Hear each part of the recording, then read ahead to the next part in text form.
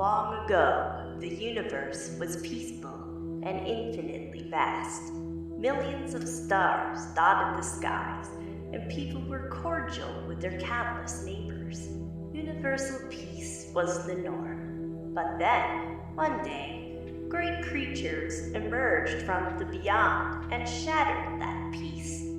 Countless stars were instantly swallowed by these monstrous entities. Millions of lives shattered in an instant. If nothing was done, the entire universe would end up within the bellies of these insatiable monsters, the Star Eaters. That's when a coalition of angry people from worlds that had already met their end at the paws of the beasts decided that something needed to be done to stop the endless slaughter. They discovered that the very power these creatures craved as sustenance was also powerful enough to stop them if they combined their power. Agents from various worlds traveled between nearby stars to unite them against the impending disaster, and these coalitions came to be known as constellations. With the blessing of many stars in their respective constellations, the agents were able to properly fight off the Star Eaters, decimating their numbers and driving away the rest that remained. These heroes created an agency to recruit more people from dying stars to help in this endless fight.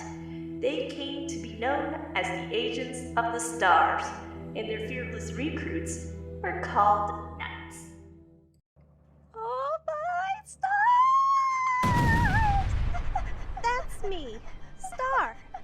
You might be wondering how I got into this situation in the first place. Would you believe that this is my first field mission? Squire, get back to the ship now! This wasn't supposed to happen! We're not ready for this! That's my captain. She's incredibly kind and brave. I first met her several years ago, when her and a squad of knights she was leading helped stop a Star Eater from eating a star cruise that my parents and I were on. From that day on, all I ever wanted was to join the Knight Coalition and become a knight myself. Imagine my delight when they assigned me to train as a squire under the very knight who inspired me to join them in the first place. Anyway, this definitely is not the kind of first impression that I was expecting from my knight training. How many new squires encounter a Star Eater on their very first mission? Captain, hurry and get on the ship!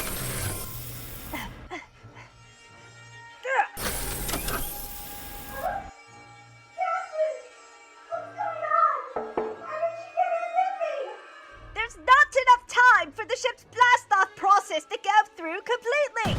You know how to get the ship into orbit yourself. Just allow me to buy you some time to get away. You have to bring this information back to HQ. This squire hasn't been in my care for very long yet, but she has an important mission now. I'll do anything I can to help her see it through. Constellation transformation! Now go, squire. I'll make sure I live, so don't worry about me. Captain! I weren't supposed to play alone! I said, don't worry about me. Damn it. I didn't want to have to do this, but he leave me no choice. Ha!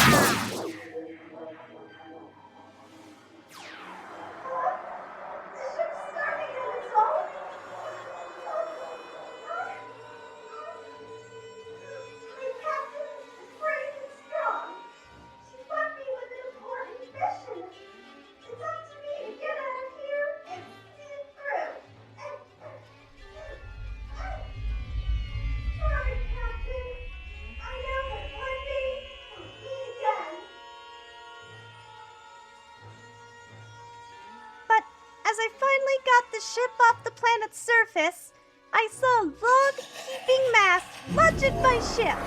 The one thing that saved me was a beam of light that redirected the attack to nearly cause the ship to take heavy damage and start hurtling uncontrollably into space. Had my captain not fired off that attack, my ship would have undoubtedly ended up in the belly of the Star Eater. I'm fortunate to be alive, even if I am at the mercy of the whims of space now.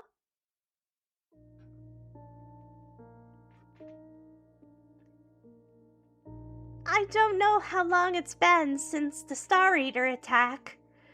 The only things that I could do to occupy the time is eat what few rations remain and detail my thoughts into a logbook. Oh, a star! According to the database, that one's called Tassetti. Oh, my stars. That was the last of the rations. I hope it's not too long until I end up somewhere that I can find more food. Anyway, back to the logbook. Star date! Actually, I haven't actually learned how to determine star dates yet, so star date today! Reflections on my inability to help my captain. It was clear since the very beginning that I wasn't going to be an ultra-successful squire. I'm small, not very strong, and admittedly kind of cowardly. I still haven't even successfully transformed on my own yet. Maybe I really did bite off more than I can chew here. My parents weren't very happy with the idea of me joining the Knights either, but they still let me join anyway. A lot of the other squires were looking at me funny and whispering among themselves. Maybe they had just never seen a quadrupedal knight before. I might be treading new ground as a knight. That is, if I ever make it back to the academy. But my captain's been super patient with me in spite of everything. The first time she saw me at the academy, she was super surprised. I think she remembered me from that Starr cruise. At first, she wanted me to give up the idea of being a knight and go back home, but I wasn't going to give up. Oh my stars! The ship's signaling that it's on a collision course with a planet up ahead. But wait, what's this? The planet has intelligent life? Oh my stars! I gotta figure out where I'm crash landing and send out a signal to somebody nearby. Wait, the people of this world have lots of star energy. I'll put on a message to some of them in hopes that I can get them to become knights like me.